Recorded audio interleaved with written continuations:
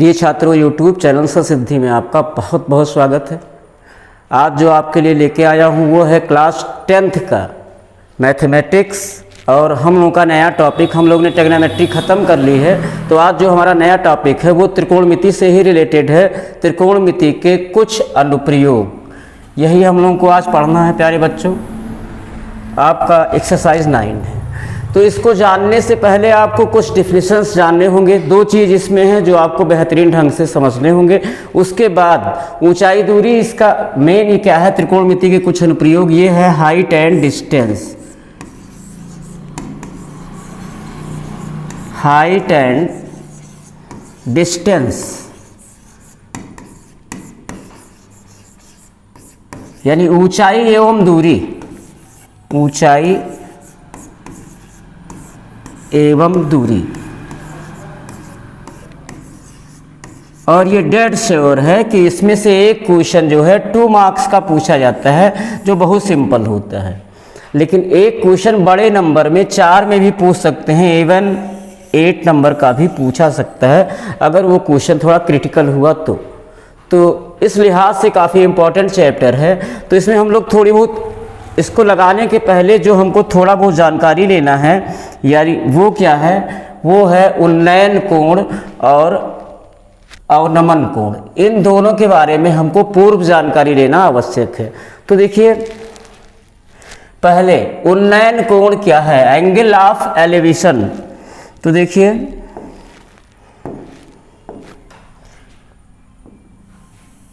उन्नयन कोण, इसमें कंडीशन क्या है, इसमें कंडीशन ये है कि जो प्रेक्षक मीन्स दर्शक यानी हम आप, इसमें क्या होता है कि प्रेक्षक नीचे होता है और वस्तु ऊपर होती है।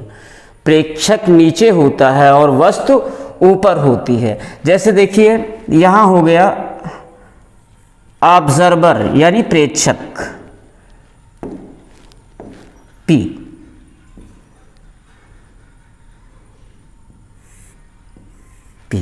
और यहां ऑब्जेक्ट हो गया वस्तु,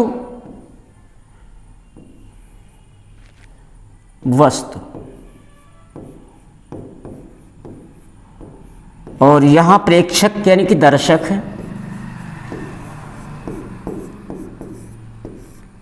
तो पहली कंडीशन तो ये जानिए कि अवनमन कोण, उन्नयन कोण अगर आप पढ़ रहे हैं तो उस कंडीशन में दर्शक की स्थिति क्या होती है, नीचे, और वस्तु की स्थिति कहाँ होती है, ऊपर होती है।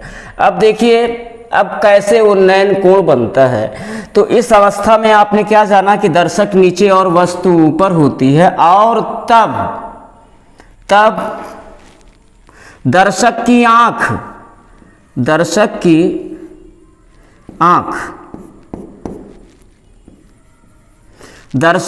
आंख और वस्तु को मिलाने वाली सीधी रेखा मीन्स ओपी, दर्शक की आंख और वस्तु को मिलाने वाली सीधी रेखा, यानी वो कौन सी रेखा हुई, ओपी रेखा हुई।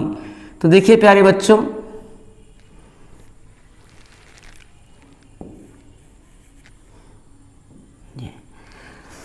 इस अवस्था में दर्शक नीचे और वस्तु ऊपर होती है, और तब दर्शक की आंख और वस्तु को मिलाने वाली सीधी रेखा। देखिए, हम जब भी कोई वस्तु देखते हैं, चाहे वो फ्रंट पे हो चाहे वो नीचे हो, तो हमारी आंख से जो रेज जाती है, जो रेखा जाती है, वो बिल्कुल स्ट्रेट जाती है। तब इस अवस्था में दर्शक की आंख और वस्तु को मिलाने वाली सीधी रेखा यानी ओपी। और ये भी जान लीजिए कि दर्शक की आंख और वस्तु को मिलाने वाली सीधी रेखा को दृष्टि रेखा भी कहते हैं, यानी ओपी रेखा आपकी दृष्टि रेखा भी है।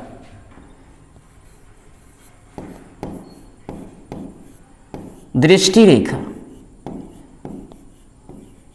तो प्यारे बच्चों, आपने क्या जाना अभी कि उन्नयन कोण के कंडीशन में दर्शक नीचे और वस्तु ऊपर होता है, तब दर्शक की आंख और वस्तु को मिलाने वाली सीधी रेखा मीन्स दृष्टि रेखा दर्शक की आंख से होकर जाने वाली क्षैतिज रेखा के साथ जो कोण बनाती है, यानी ये दृष्टि रेखा जो है ओपी, दर्शक की आंख से जाने वाली क्षैतिज रेखा, यानी मान लीजिए ये आपका है ये क्षैतिज रेखा से जो कोण बना रही है, इसी कोण को प्यारे बच्चों कहते हैं उन्नयन कोण। उन्नयन कोण।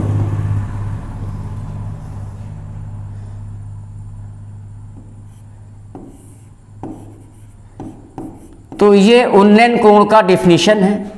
तो आपने जाना, क्या जाना, देखिए इसकी परिभाषा क्या है प्यारे बच्चों। इस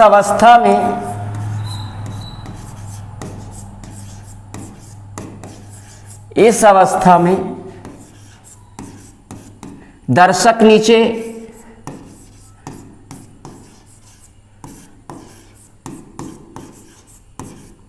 और वस्तु ऊपर होती है, और वस्तु ऊपर होती है।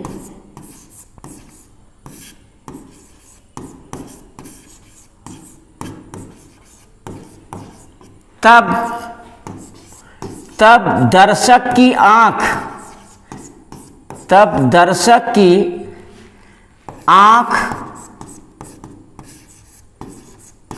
और वस्तु को मिलाने वाली सीधी रेखा, और वस्तु को मिलाने वाली सीधी रेखा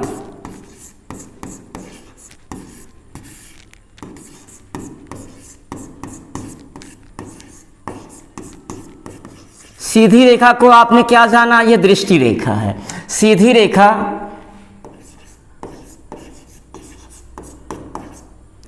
रेखा दर्शक की आंख से होकर जाने वाली, दर्शक की आंख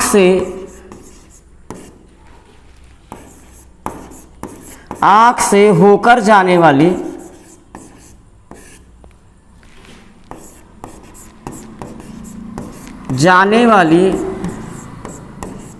आंख से होकर जाने वाली क्षैतिज रेखा के साथ, क्षैतिज रेखा के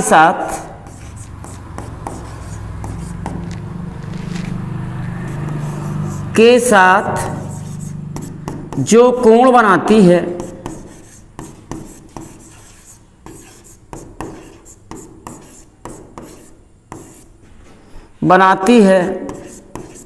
उसे उन्नयन कोण कहते हैं। उसे उन्नयन कोण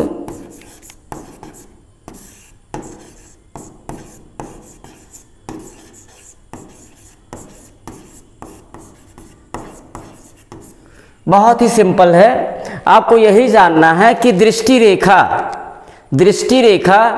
दर्शक की आंख से होकर जाने वाली क्षैतिज रेखा से जो कोण बनाती है, यानी दृष्टि रेखा ओपी पीसी रेखा के साथ जो कोण बनाएगी वही क्या हो जाएगा प्यारे बच्चों, उन्नयन कोण हो जाएगा। अब देखिए, आपको दृष्टि रेखा के बारे में कभी कभी आपको मल्टीपल चॉइस में पूछते हैं कि दृष्टि रेखा क्या है। तो आइए इसको जान लेते हैं, इसको डिफिनीशन हम लोग जान लेते हैं।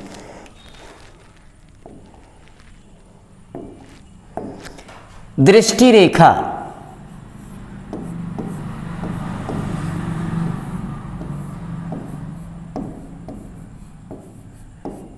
रेखा क्या है बच्चों?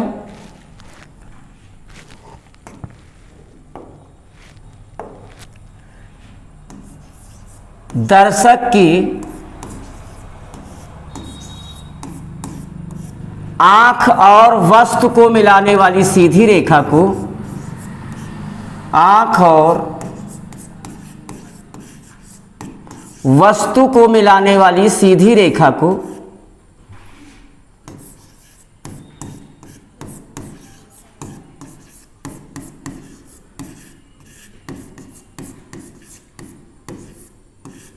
मिलाने वाली सीधी रेखा को दृष्टि रेखा कहते हैं।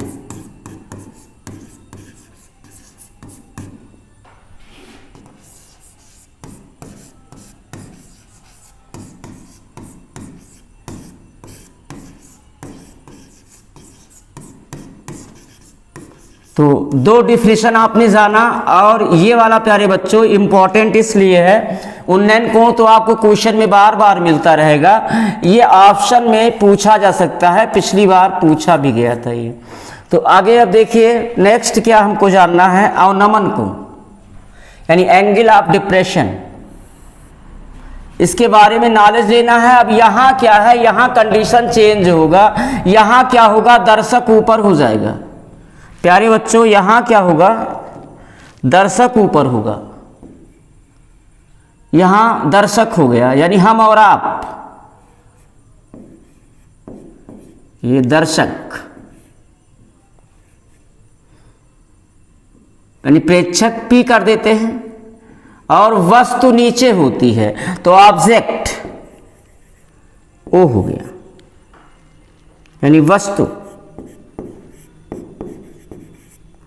अब देखिए प्यारे बच्चों, इसमें कंडीशन चेंज हुआ अवनमन कोण में। अवनमन कोण कब बनता है, जब ऊपर से नीचे की ओर देखा जाता है, यानी दर्शक ऊपर होता है और वस्तु नीचे होती है, और तब यदि दर्शक की आंख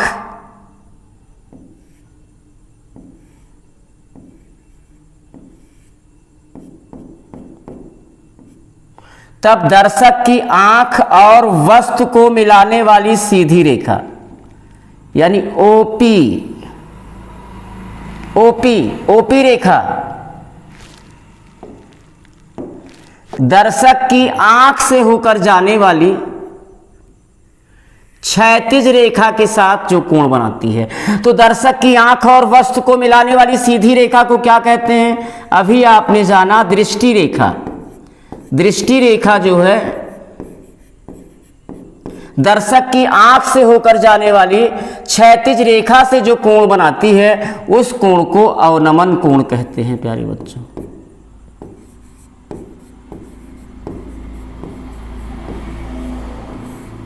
अवनमन कोण, लेकिन अवनमन कोण एक खासियत ये होती है, हम करते क्या है, ये अवनमन कोण थीटा बन गया। अब पीसी के समांतर ओ से एक रेखा खींच देते हैं। पीसी के समांतर हमने क्या खींच दिया, ओ से एक रेखा ओडी। तो आपने क्या किया, पीसी समांतर ओडी आपने खींच दिया। तो ये जो जेड का आकृति आपको बना, तो जितना एंगल आपका ये होगा थीटा, सेम उतना ही एंगल इस रेखा, इसी रेड वाली लाइन से इस क्षैतिज रेखा, इस समांतर वाली रेखा के साथ जो कोण बनेगा वो इक्वल होगा। इसे एकांतर कोण कहते हैं। तो अवनमन कोण को हमेशा फिगर में लाना होता है, तो हमेशा हम क्या करेंगे, यहाँ एकांतर कोण को बराबर करके इस एंगल थीटा को फिगर के अंदर लाते हैं प्यारे बच्चों। तो ये अवनमन कोण हो गया। ये डिफाइन करते हैं इसको। इस अवस्था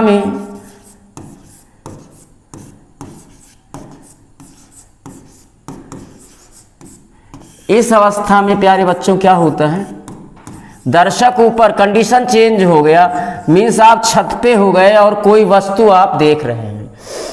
तो इस अवस्था में दर्शक ऊपर और वस्तु नीचे होती है, और वस्तु नीचे होती है।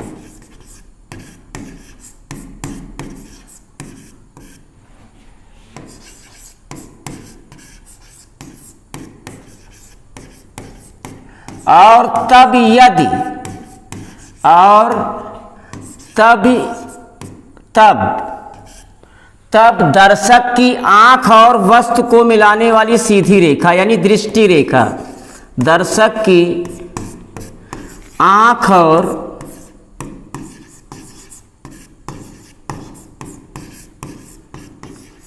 और वस्तु को मिलाने वाली सीधी रेखा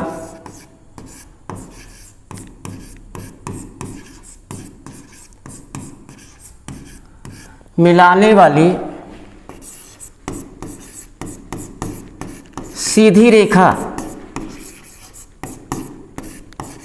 यानी दृष्टि रेखा, दर्शक की आंख से होकर जाने वाली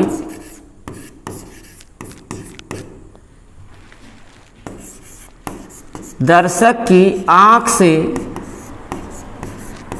होकर जाने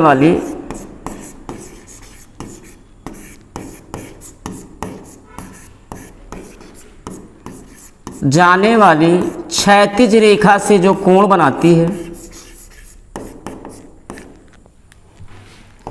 क्षैतिज रेखा से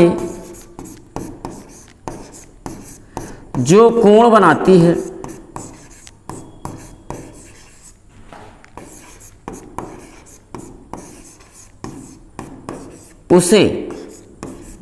उसे प्यारे बच्चों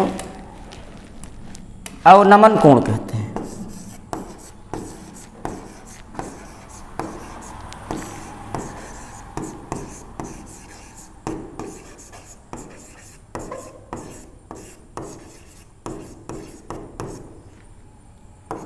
ये प्यारे बच्चों, तो इस चैप्टर को पढ़ने से पहले उन्नयन कोण और अवनमन कोण की आपको जानकारी जरूरी थी, आपको मिल गई। उम्मीद करता हूँ समझ में आया होगा। तो हम लोग एक्सरसाइज की ओर चलते हैं और हम लोगों का एक्सरसाइज होगा 9.1 और 9.1 का पहला क्वेश्चन है प्यारे बच्चों कि सर्कस का एक कलाकार 20 मीटर लंबी डोरी पर चढ़ रहा है। सर्कस का एक कलाकार क्या कर रहा है? 20 मीटर लंबी डोरी पर चढ़ रहा है जो कि अच्छी तरह से तनी हुई है और भूमि पर सीधे लगे खंभे के शिखर से बंधी हुई है। यदि भूमि स्तर के साथ डोर द्वारा बनाया गया कोण 30 अंश का हो तो खंभे की ऊंचाई ज्ञात कीजिए। तो प्यारे बच्चों देखो यहाँ पे क्या है, यहाँ पे आपका क्या है, एसी एक 20 मीटर लंबी डोरी है, ठीक है, और सर्कस का कलाकार इस लंबी डोरी एसी पे चढ़ रहा है और ये डोरी जो है अच्छी तरह तनी हुई है, ठीक, और डोरी का जो शिखर है यानी एसी डोरी है तो शिखर डोरी का क्या है, ए। तो ध्यान दीजिएगा ये क्या कह रहा है कि ये कह रहा है कि भूमि पर सीधे लगे खंभे के शिखर से बंधा हुआ है, यानी डोरी जो है क्या है, खंभे के शिखर से बंधा हुआ है। और यदि भूमि स्तर के साथ डोरी द्वारा बनाया गया कोण 30 अंश हो, ये डोरी एसी है, भूमि स्तर के साथ 30 डिग्री का एंगल बना रहा है, तो खंभे की ऊंचाई ज्ञात कीजिए। यानी खंभा आपका ए बी है, भूमि पर सीधे लगे खंभे, तो जो खंभा आपका है वो सीधा है, स्ट्रेट है, ऊर्ध्वाधर है। तो ये खंभा और इसी खंभे की हमें ऊंचाई ज्ञात करना है। तो हम सपोज कर लेते हैं, मान लेते हैं खंभे की ऊंचाई h मीटर है, h मीटर है प्यारे बच्चों, खंभे की ऊंचाई h मीटर सपोज कर लेते हैं। अब देखिए डोरी की सॉल्यूशन प्यारे बच्चों,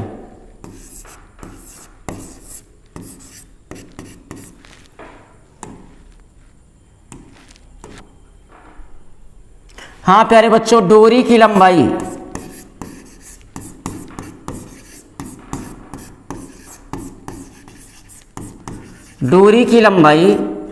AC बराबर 20 metre, AC is equal to 20 metre, ये तो गिवन है प्यारे बच्चों।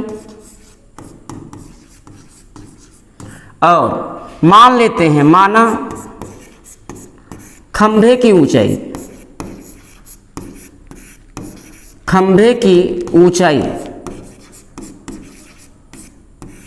खंभा प्यारे बच्चों इसमें क्या है, ए बी, दिए गए फिगर में ए बी है खंभा, तो खंभे की ऊंचाई आपने क्या सपोज की है, h मीटर। आपको खंभे की ऊंचाई ही ज्ञात करना है। अब हम आते हैं समकोण त्रिभुज एबीसी में, फिगर को देखते रहिएगा प्यारे बच्चों, समकोण त्रिभुज एबीसी में आ जाइए।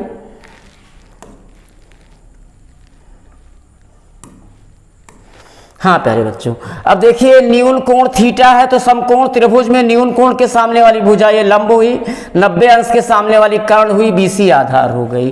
तो ध्यान दीजिएगा हमें क्या करना है, लंब ज्ञात करना है और कर्ण हमें दिया है, लंब हमें ज्ञात करना है। तो लंब और कर्ण इन दोनों भुजाओं का अनुपात कौन सा त्रिकोणमितीय अनुपात देता है, इसकी जानकारी आपको होनी चाहिए। तो लंब और कर्ण का जो इन दोनों भुजाओं का अनुपात, दो त्रिकोणमितीय अनुपात आपको देते हैं, एक तो साइन और दूसरा कोसेक। तो समकोण त्रिभुज एबीसी में आइए और इस एंगल 30 डिग्री का या तो आप साइन लीजिए या तो कोसेक लीजिए। तो मोस्टली बच्चों को साइन की, कॉस की, टेन की सारी वैल्यूज इजी वे में याद रहती है। तो इस एंगल का हम साइन ले लेते हैं। Sine 30 degree is equal to, तो साइन क्या होता है, लंब बटे कर्ण। तो लंब हमारा है h अपान कर्ण है प्यारे बच्चों 20। अब साइन 30 की वैल्यू 1/2 याद करना बहुत जरूरी है ऊंचाई दूरी में भी। यहां आपको अगर नहीं याद है तो ऊंचाई दूरी के क्वेश्चन नहीं लगेंगे। इसलिए एक बार फिर आपसे कहा जा रहा है प्यारे बच्चों कि त्रिकोणमितीय अनुपात कम से कम साइन, कॉस और टेन के 0 अंश के, 30 अंश के, 45 अंश के, 60 अंश के, 90 अंश के बिल्कुल रटे होने चाहिए। बिल्कुल आपको निकालने की विधि या कोई भी ऑप्शन आपको नहीं लेना है, बिल्कुल जुबान पे रट लेना है। तो देखिए h अपान 20, अब हम क्रॉस गुणा कर देते हैं। तो h का 2 में और 1 का 20 में, तो ये हो जाएगा 2h इज इक्वल टू 20, या h की वैल्यू 2 यहां गुणा है वहां जाएगा भाग करेगा, h इज इक्वल टू 20/2। इसलिए खंभे की ऊंचाई, इसलिए खंभे की ऊंचाई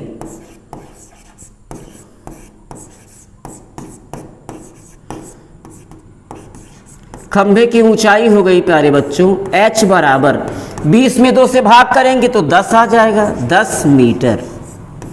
और प्यारे बच्चों यही आपका आंसर होगा।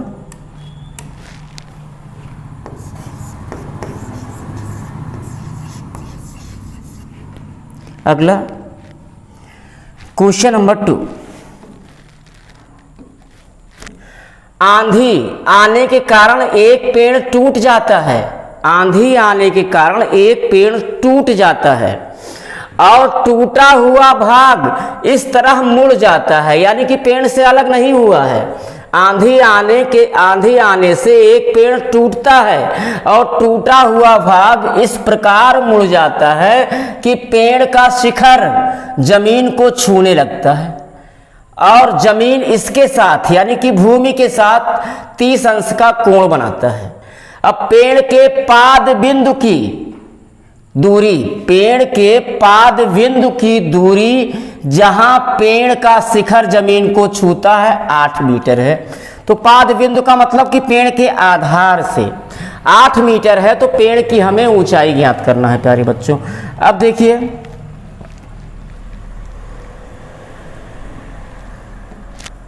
ये आपका पेड़ हो गया प्यारे बच्चों।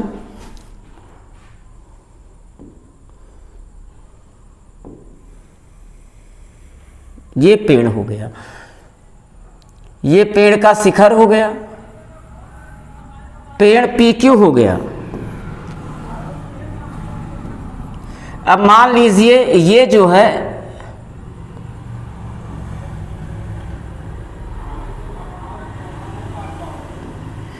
है आंधी के कारण R से टूट रहा है। कहां से?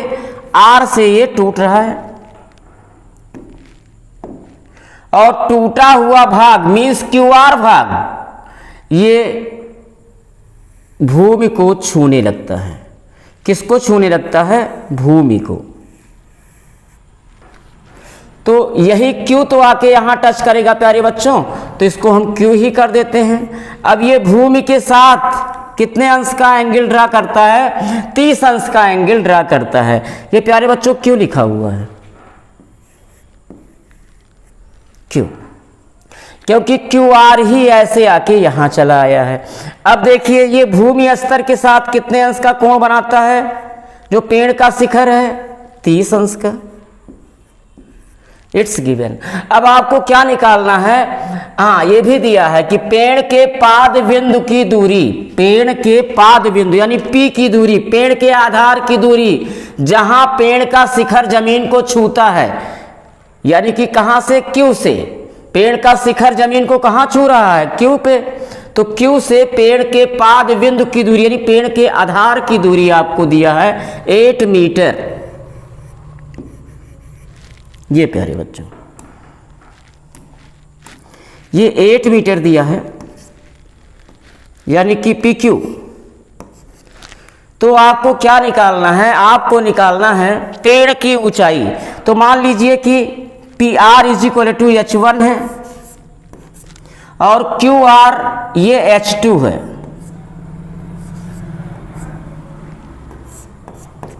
और क्यू आर प्यारे बच्चों H2 है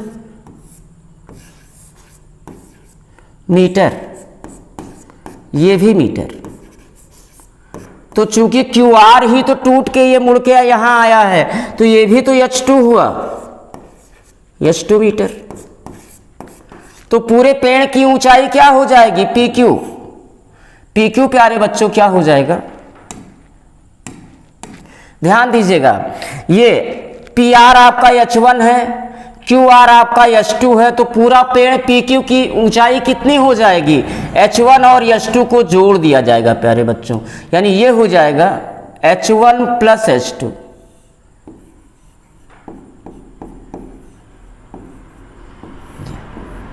ये फिगर आपका तैयार हो गया प्यारे बच्चों। अब आपको बताना होगा कि कौन सा पेड़ है। हमने तो आपको यहाँ बता दिया, लेकिन यहाँ आपको बाई लैंग्वेज आपको इतना दर्शाना होगा कि पेड़ कौन सा है, कहाँ से टूटा है और दूरी कितनी है पेड़ के आधार की, जहाँ जो है पेड़ का शिखर जमीन को छूता है।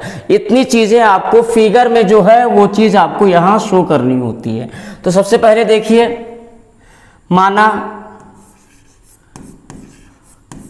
माना पेड़ PQ, पेड़ PQ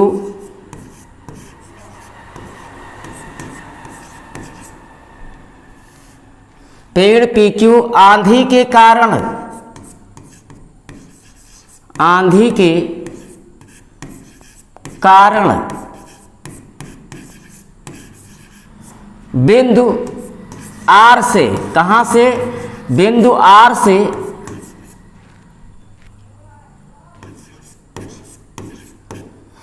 इस प्रकार टूटता है कि, इस प्रकार टूटता है कि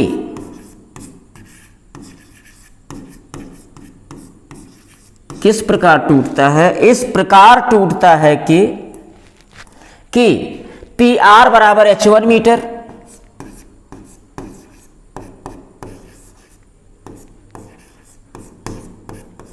और QR is equal to H2 metre.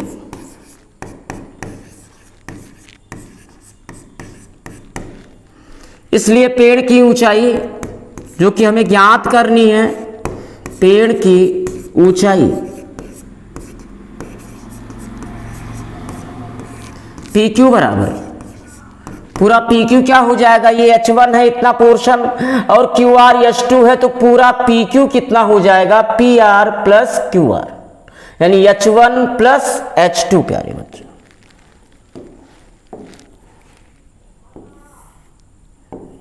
ये इतना मीटर।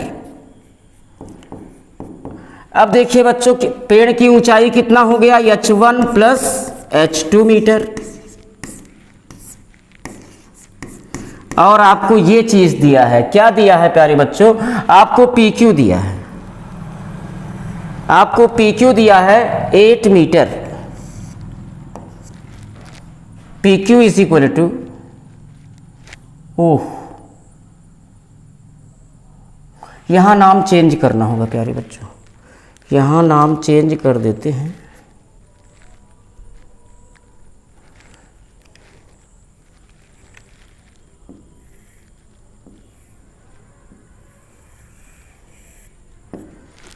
यहां हम कर देते हैं A, लेकिन यहां पे क्या होगा, जितना QR होगा प्यारे बच्चों सेम उतना ही क्या होगा, AR होगा, उतना ही AR होगा। तो यहां पे कर दीजिए AR।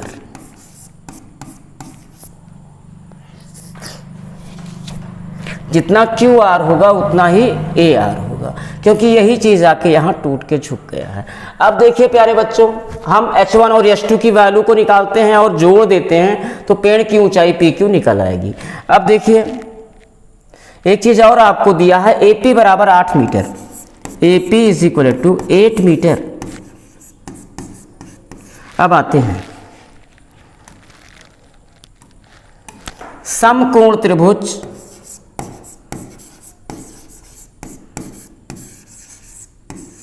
समकोण त्रिभुज PAQ में PAQ में न्यून कोण कितना बन रहा है? न्यून कोण बन रहा है 30 अंश का। प्यारे बच्चों ये थोड़ा सा फिगर डिस्टर्ब हो गया है।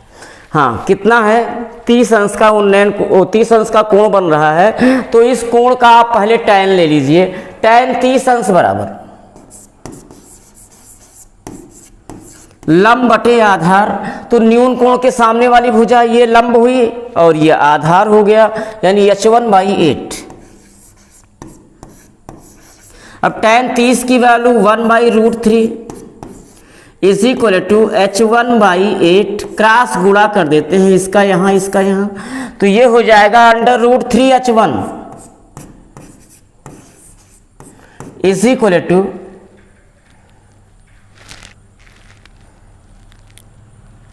8 सच दैट h1 की वैल्यू प्यारे बच्चों हो जाएगी 8/√3। इसको इक्वेशन फर्स्ट कर देते हैं।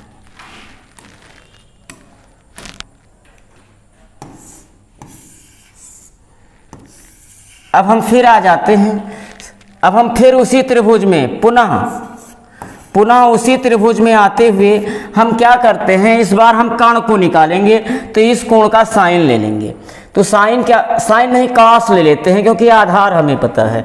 पुनः cos 30 अंश बराबर उसी त्रिभुज में cos 30 अंश इज इक्वल टू क्या हो जाएगा? आधार बटे कर्ण।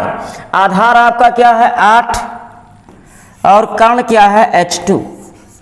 cos 30 की वैल्यू होती है प्यारे बच्चों √3/2 is equal to 8/h2। Cross गुणा करते हैं तो ये हो जाएगा प्यारे बच्चों √3h2 इज इक्वल टू 16। अब √3 को वहां भेज देते हैं तो क्या हो जाएगा? h2 इज इक्वल टू प्यारे बच्चों हो जाएगा 16/√3। ये आ गया।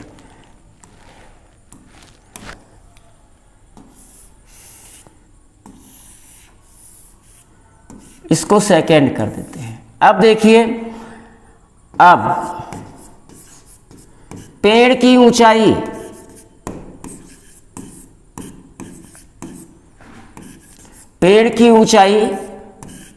PQ देख लेते हैं। PQ ही है या क्या है फिगर से? पेड़ की ऊंचाई, हाँ बच्चों PQ इज इक्वल टू क्या है? h1 plus h2 is equal to h1 plus h2। h1 आया है प्यारे बच्चों 8/√3 प्लस h2 आया है 16/√3। हर बराबर है 16 8 24, जोड़ने पे 24/√3। अब हम क्या करते हैं? हर का परमेयीकरण, यानी √3 से अंश और हर को गुणा कर देते हैं। तो 24/√3 अपान √3 में √3 का गुणा करेंगे तो 3 हो जाएगा। 3 × 3 3 8 24। इसलिए पेड़ की ऊंचाई PQ बराबर हो जाएगा प्यारे बच्चों 8√3 मीटर। That's answer.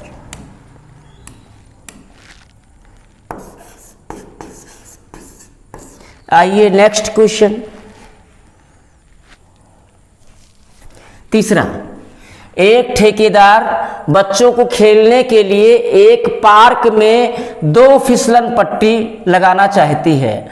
5 वर्ष से कम उम्र के बच्चों के लिए वह एक ऐसी फिसलन पट्टी लगाना चाहती है जिसका शिखर 1.5 मीटर की ऊंचाई पर हो और भूमि के साथ 30 अंश के कोण पे झुका हुआ हो।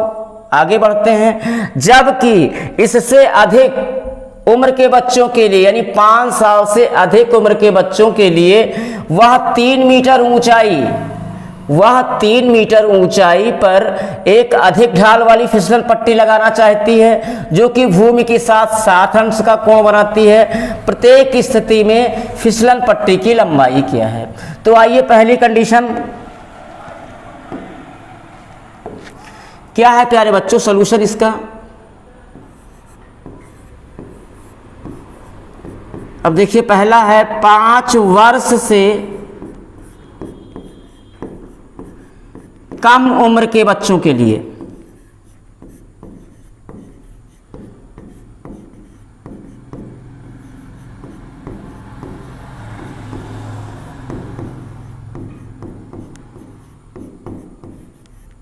ये हो गया प्यारे बच्चों 5 वर्ष से कम उम्र के बच्चों के लिए क्या करती है ठेकेदार जो है, एक फिसलन पट्टी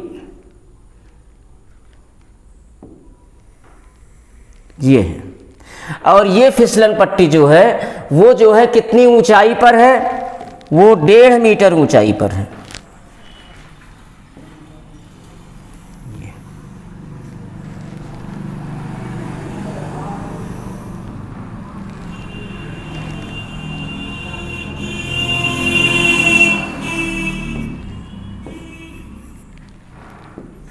ये प्यारे बच्चों ये 90 हो गया। ये अब ध्यान दीजिएगा, इसने ये देखिए फिसलन पट्टी आपका क्या है, BC है, और फिसलन पट्टी की ऊंचाई कितनी है, 1.5 मीटर ऊंचाई पर है, 1.5 मीटर ऊंचाई पर है। यानी AB दिया है 1.5 मीटर।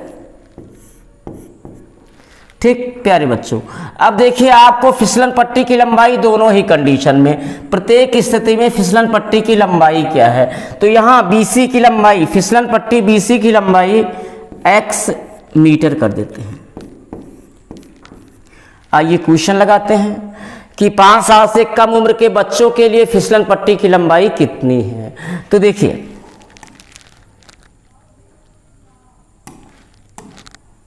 फिसलन पट्टी की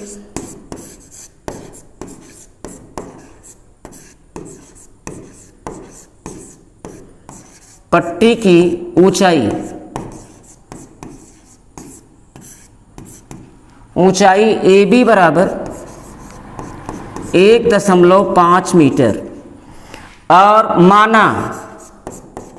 माना लंबाई, फिसलन पट्टी की लंबाई BC बराबर x मीटर। अब हमें x की वैल्यू निकालनी है, तो आइए समकोण त्रिभुज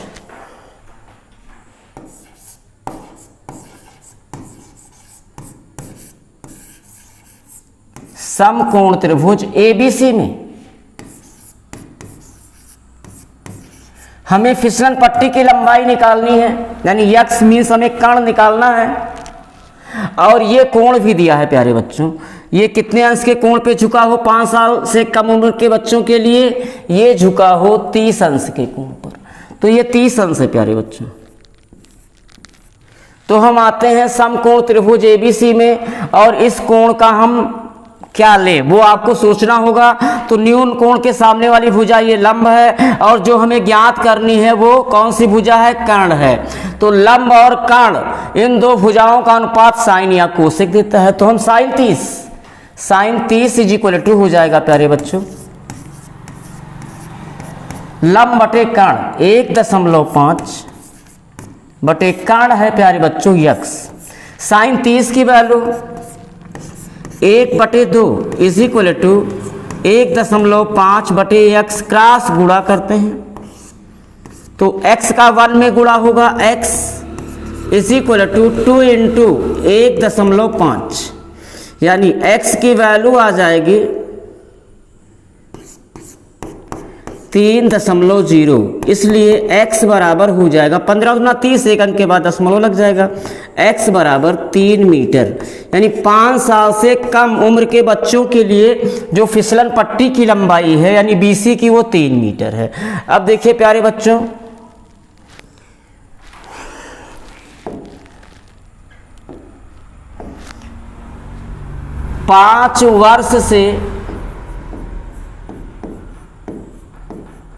अधिक उम्र के बच्चों के लिए, अधिक उम्र के बच्चों के लिए।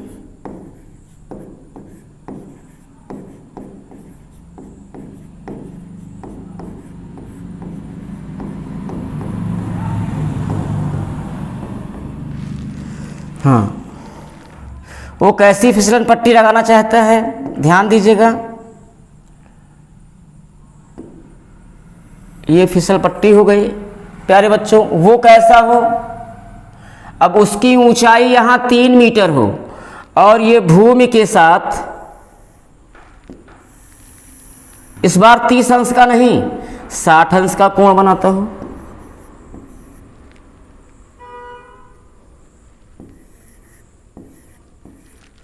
अब देखिए P Q R, ये 90 हो गया प्यारे बच्चों। इस बार फिसलन पट्टी की जो ऊंचाई है वो 1.5 मीटर नहीं है, 3 मीटर है और उन्नयन कोण आपका 60 अंश है। अब देखिए यानी एंगल, जिस एंगल पे ये झुका हुआ भूमि से वो 60 डिग्री का है। अब मान लीजिए फिसलन पट्टी की ऊंचाई यहाँ y है, y मीटर। तो देखिए प्यारे बच्चों,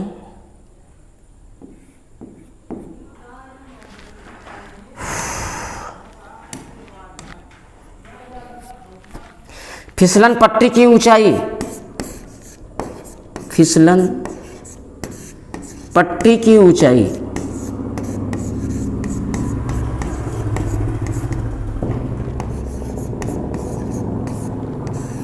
पट्टी की ऊंचाई PQ is equal to 3 metre माना लंबाई, माना फिसलन पट्टी की लंबाई, लंबाई क्या है प्यारे बच्चों, QR, QR बराबर y मीटर। अब आ जाइए समकोण त्रिभुज,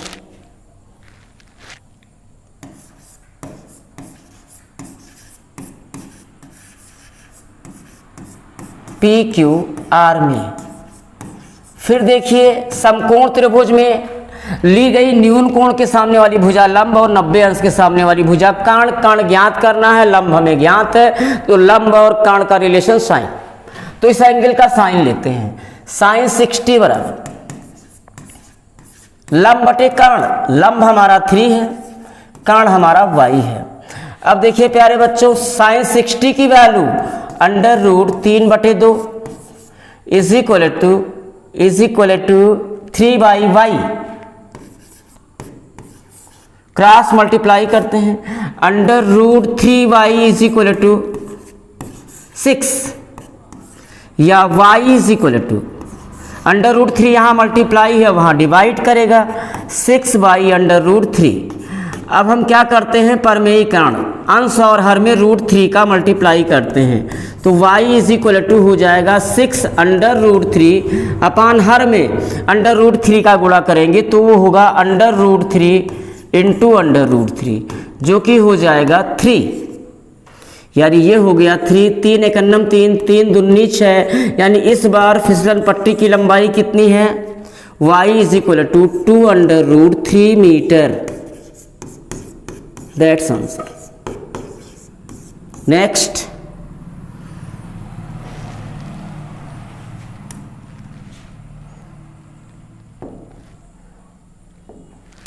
हाँ प्यारे बच्चों, भूमि के एक बिंदु से जो मीनार के पाद से 30 मीटर की दूरी पर है, मीनार के शिखर का उन्नयन कोण 30 अंश है, मीनार की ऊंचाई ज्ञात कीजिए।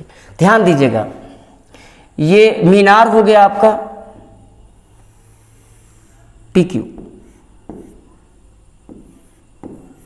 अब इसने क्या कहा है, अब इसने कहा है कि मीनार के पाद बिंदु से 30 मीटर की दूरी पर भूमि पर कोई बिंदु है, मान लीजिए R, क्या है, R है, और भूमि के एक बिंदु से जो मीनार के पाद बिंदु से 30 मीटर की दूरी पर है, ये 30 मीटर है प्यारे बच्चों। हाँ, तो उस बिंदु से मीनार के शिखर का उन्नयन कोण 30 अंश है। मीनार के शिखर का उन्नयन कोण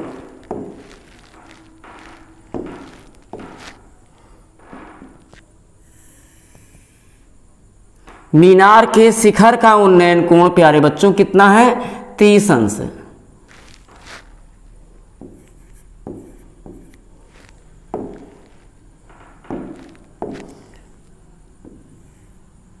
ये तो आपको मीनार की ऊंचाई ज्ञात करना है। मीनार की ऊंचाई कर देते हैं h मीटर।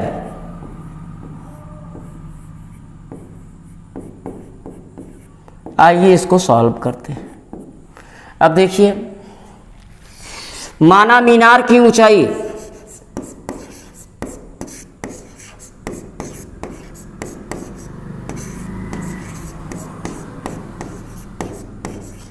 मीनार, इसमें क्या है आपको लैंग्वेज से बताना होगा। पी क्यू ही तो है। माना मीनार की ऊंचाई पी क्यू बराबर h मीटर,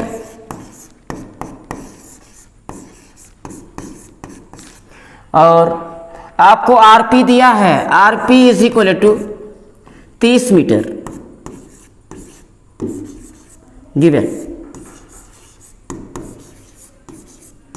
अब आ जाइए, समकोण त्रिभुज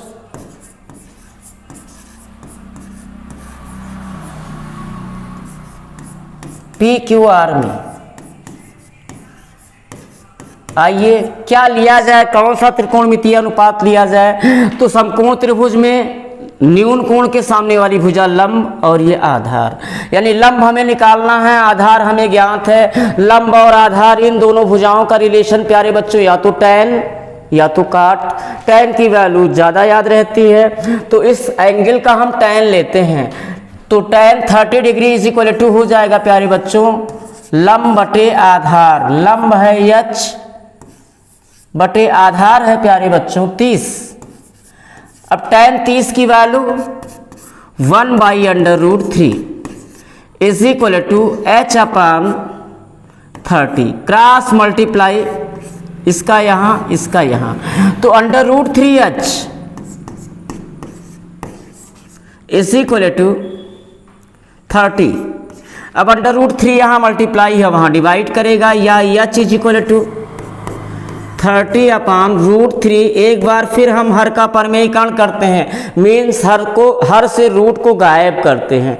तो अभी 2 बार हमने किया है। कैसे परमेयीकरण होगा? हम अंश और हर में √3 का मल्टीप्लाई करेंगे, तो ये हो जाएगा 30√3 अपान √3 में √3 का मल्टीप्लाई करवाएंगे, 3 हो जाएगा। 3 × 9 3, 3 दहम्मा 30। इसलिए मीनार की ऊंचाई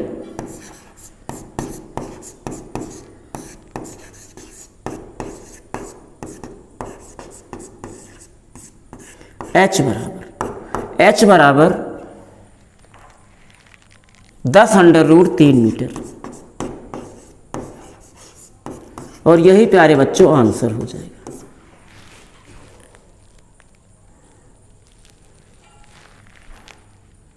नेक्स्ट,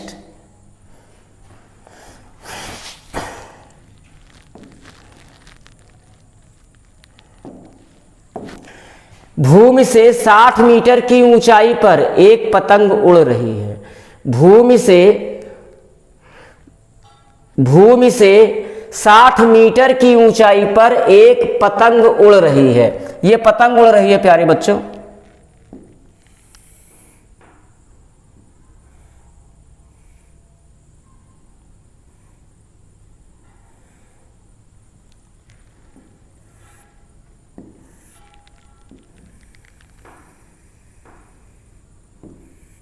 ये पतंग उड़ रही है, लेकिन भूमि से कितनी ऊंचाई पर? भूमि से 60 मीटर की ऊंचाई पर ये पतंग उड़ रही है। ठीक प्यारे बच्चों, पतंग में लगी डोर को पतंग में लगी डोर को अस्थायी रूप से भूमि के एक बिंदु से बांध दिया गया है। मान लीजिए ये यहां बांध दिया गया है भूमि के एक बिंदु से। अस्थायी रूप से बांध दिया गया है और भूमि के साथ इस डोरी का झुकाव, जो पतंग में डोरी लगा है उसका झुकाव दिया है प्यारे बच्चों। कितने अंश है? झुकाव 60 अंश है। तो आपको क्या निकालना है? डोरी की लंबाई ज्ञात कीजिए और ये मानकर कि डोरी में कोई ढील नहीं है, यानी डोरी पूर्णतया तनी हुई है, तो आपको डोरी की लंबाई ज्ञात करना है। तो देखिए प्यारे बच्चों, मान लीजिए डोरी की ऊंचाई डोरी की लंबाई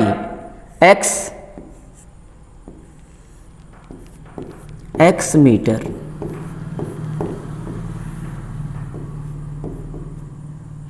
x मीटर, और पतंग कितनी ऊंचाई पे उड़ रहा है प्यारे बच्चों? ये दिया है आपको। पतंग कितनी ऊंचाई पर उड़ रहा है? पतंग भूमि से 60 मीटर ऊंचाई पर उड़ रहा है, यानी PQ कितना दिया है? 60 मीटर।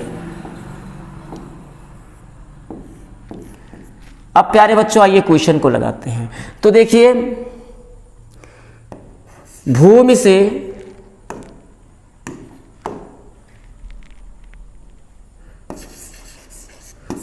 से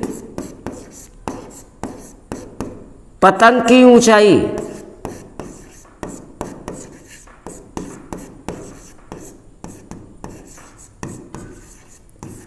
भूमि से पतंग की ऊंचाई है प्यारे बच्चों PQ। PQ आपको दिखाना होगा कि ऊंचाई क्या है पतंग की। PQ is equal to 60 metre, ये गिवन है।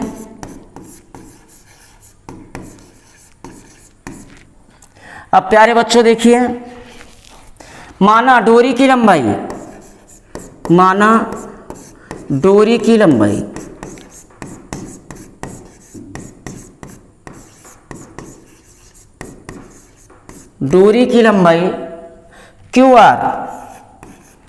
QR is equal to x metre.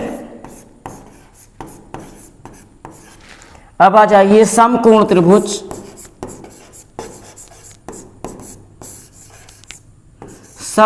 त्रिभुज, PQR में प्यारे बच्चों ये 90 है। अब देखिए PQR में आएंगे, अब हमें क्या है? न्यून कोण के सामने वाली भुजा, लंब हमें पता है, कर्ण हमें, यानी डोरी की लंबाई कर्ण है, कर्ण हमें ज्ञात करना है। लंब और कर्ण का रिलेशन, इन दोनों भुजाओं का रिलेशन लंब और कर्ण, ये साइन देता है या कोसेक। तो साइन 60, इसका साइन लेते हैं। Sine 60 degree is equal to लंब बटे कर्ण 60/x। साइन 60 की value √3/2 is equal to 60/x। Cross गुणा करते हैं तो प्यारे बच्चों ये हो जाएगा √3x इज इक्वल टू 60 दूना 120, √3 वहां भेजते हैं, डिवाइड करेगा तो x इज इक्वल टू 120 बटे √3। परमेयीकरण, अंश और हर में √3 से गुणा तो 120 √3, अंश में तो गुणा हो गया और हर में √3 का गुणा करेंगे तो √3 इंटू √3, ये 3 हो जाएगा। 3 × 3, 3 चौक 12, 40 आ गया। इसलिए डोरी की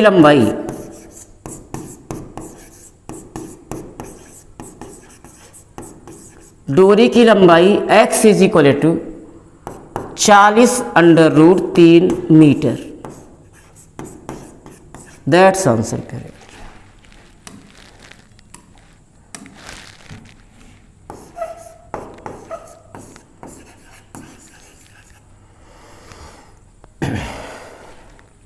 तो प्यारे बच्चों आज के लिए इतना ही। उम्मीद करता हूं कि जो कुछ भी आपको बताया गया है आपके समझ में आया होगा और आपसे एक बार फिर जोर दे के आपसे कह रहा हूं प्यारे बच्चों कि आप जो है साइन cos और tan के 0 अंश के, 45 अंश के, 60 अंश के और 90 अंश की वैल्यू ज़रूर याद कर लीजिएगा। यहाँ मोस्टली tan की सारी वैल्यू आपको इसमें याद हो जाएगी, लेकिन साइन और cos की भी ज़रूरत पड़ती है, इसलिए आपको ये तीनों त्रिकोणमितीय अनुपातों की कोणों की वैल्यू आप याद कर लीजिएगा बच्चों।